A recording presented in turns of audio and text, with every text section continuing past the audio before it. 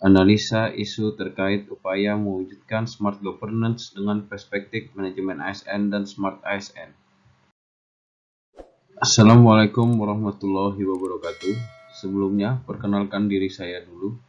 Arif Darmawan AMDTEM, peserta Latsar CPNS tahun 2022, golongan 2, angkatan 18, kelompok 3, pemerintah Provinsi Kalimantan Selatan. Asal instansi RSUD Ulim Banjarmasin, jabatan pelaksana atau terampil teknisi elektromedik.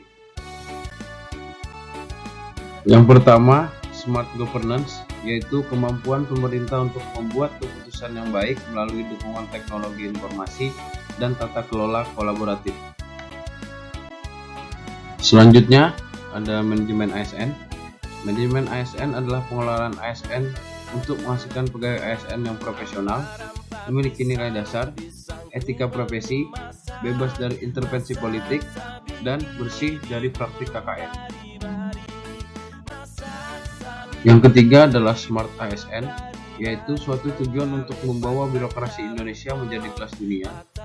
Profil Smart ASN meliputi integritas, nasionalisme, berwawasan global, menguasai IT dan bahasa asing, berjiwa hospitality, berjiwa entrepreneurship, dan memiliki jaringan yang luas. Tahapan analisis isu. Yang pertama, menentukan isu atau masalah menggunakan metode AVKL dan USG. Yang kedua adalah kondisi saat ini, data atau fakta. Yang ketiga, dampak jika isu tidak diselesaikan.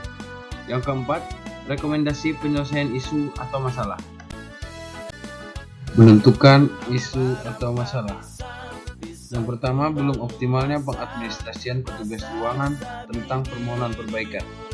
Yang kedua, belum optimalnya sosialisasi tentang SOP atau metode pelaporan permohonan perbaikan.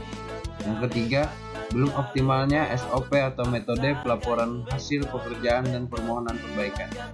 Yang keempat, belum optimalnya komunikasi petugas ruangan dengan petugas elektromedik. Yang kelima, belum optimalnya monitoring terhadap pemeliharaan alat kesehatan di ruangan.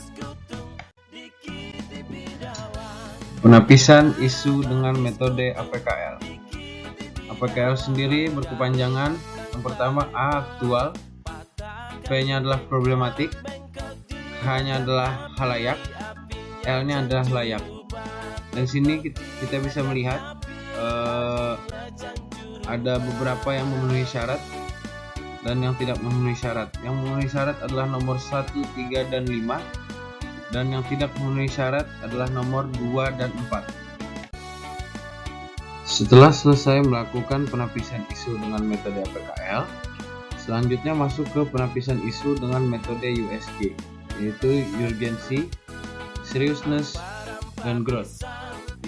Maka didapatilah isu nomor 2, yaitu belum optimalnya SOP atau metode pelaporan hasil pekerjaan dan permohonan perbaikan alat kesehatan.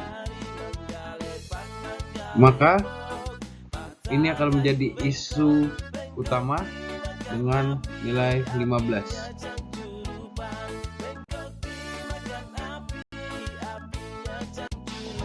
Untuk mencari penyebab isu prioritas, di sini saya menggunakan diagram fishbone atau diagram ikan. Di sini ada 4 sebab. Yang pertama ada SDM, kurangnya kesadaran dalam penerapan SOP.